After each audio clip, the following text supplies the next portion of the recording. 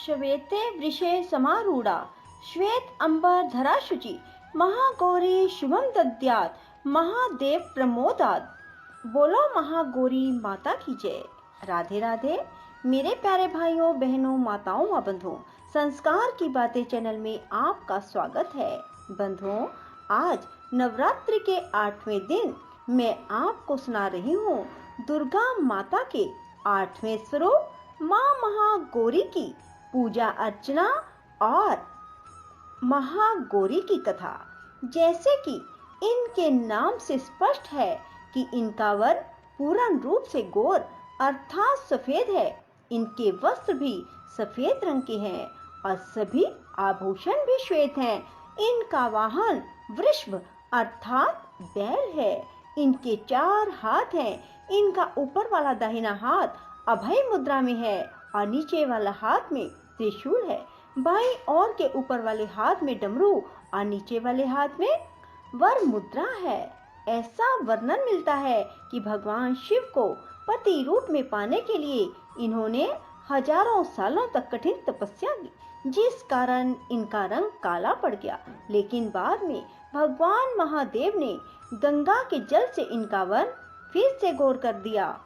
माँ गौरी की अर्चना, पूजा और स्तवन करने से मनुष्य की हर मनोकामना पूरी होती है। बंधुओं, यदि आपने YouTube चैनल संस्कार की बातें अब तक सब्सक्राइब नहीं किया तो जरूर करें और बेल आइकन दबाना ना भूलें। बोलो महागौरी माता की जय हो। बंधुओं, नवरात्रि के 8वें दिन माँ दुर्गा के 8वें स्वरूप महागौरी की पूजा की जाती है। देवी भागवत के अनुसार माँ के 9 रूप और 10 महाविद्याएं सभी आदि शक्ति के अंश और स्वरूप हैं। लेकिन भगवान शिव के साथ उनकी अर्धांगिनी के रूप में महागौरी सदैव विराजमान रहती हैं। इनकी शक्ति अमोघ और सत्य फलदायिनी है। नवरात्र की अष्टमी तिथि बहुत अधिक महत्व रखती है, क्योंकि कई लोग इस दिन कन्या पूजन कर अपना व्रत खोलते हैं।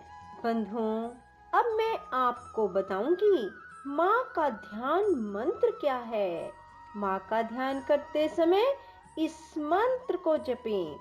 श्वेते वृषे समारूढ़ा श्वेत अंबर धरा शुचि महागौरी शुभम दद्यान् महादेव प्रमोददा। या देवी सर्वभूतेषु माँ गौरी रूपेण संस्थिता। नमस्तस्यै नमस्तस्यै नमस्तस्यै नमो नमः। बंधुओं, माँ की पूजा करने से सौभाग्य की प्राप्ति होती है। जो भक्त इस दिन कन्या पूजन करते हैं वे माता को हलवा व चने का प्रसाद भोग लगाते हैं। उनकी माँ हर इच्छा पूरी करती हैं। अष्टमी के दिन कन्याओं को घर बुलाकर उनके पैरों को धुलाकर मंत्र द्वारा पंच उपचार पूजन करना चाहिए। रोली तिलक लगाकर कलावा बांधकर सभी कन्याओं को हलवा, पूरी, सब्जी और चने का प्रसाद देना चाहिए। इसके बाद उनसे आशीर्वाद ले अपने सामर्थ्य अनुसार कोई भेंट व दक्षिणा देकर विदा करना चाहिए। ऐसा करने से भक्त की सभी इच्छाएं पूर्ण होती हैं और उन्हें सौभाग्य की प्राप्ति होती है। माँ का यह रूप मोक्षदायी है, इसलिए इनकी आराधना करने से हर असंभव कार्य संभव हो जाते हैं। बंधुओं, अष्टमी के दिन महागौरी को किस चीज का भोग लगाएं? नवरात्रि की अष्टमी तिथि को माँ को नारियल का भोग लगाने की परंपरा है। भोग लगाने के बाद नारियल को या तो ब्राह्मण को दें, अन्यथा प्रसाद रूप में वितरण कर दें। जो भक्त आज के दिन कन्या पूजन करते हैं वह हलवा, पूड़ी, सब्जी और काले चने का प्रसाद बनाते हैं।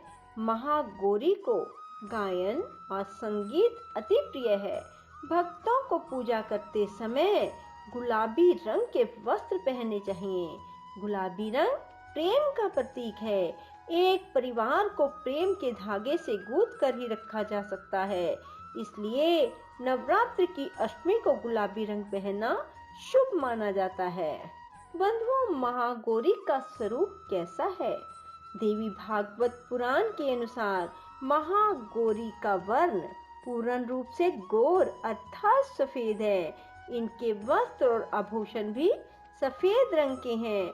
माँ का वाहन वृषभ और बैल है।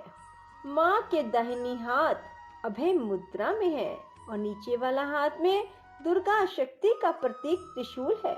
महागौरी के बाएं हाथ के ऊपर वाले हाथ में शिव का प्रतीक डमरू है।